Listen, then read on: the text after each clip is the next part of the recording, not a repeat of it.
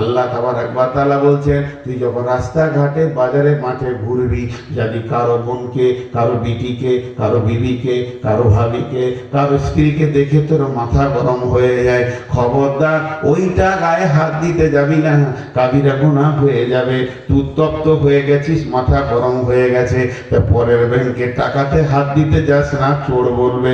বরং বাড়িতে তো ফিরে যা, তোর বাড়িতে যেটা রাখা আছে, তোর বিবি, ওর কাছে যে সম্পদ আছে যেটা তুই পেতে চাইছিস, ওই সম্পদ তোর বিবির বডিতেও আমার দেওয়া আছে।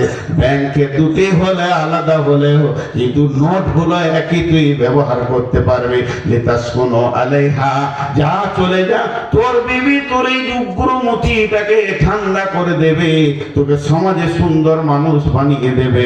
শুধু তাই নয়, তোর বিবি তোকে চয়ের সুতুন দেবে।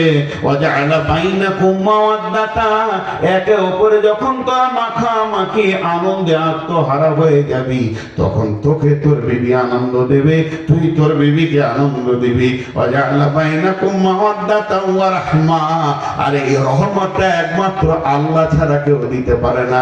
আমার বিবি আমাকে রহমত দিতে পারবে না, আমিও তাকে দিতে পারবো না, কিন্তু দুইজনের মাখামাখির ভিতরে যে রহমতটা হবে সেটা আল্লাহর দেওয়া রহমত পাবি।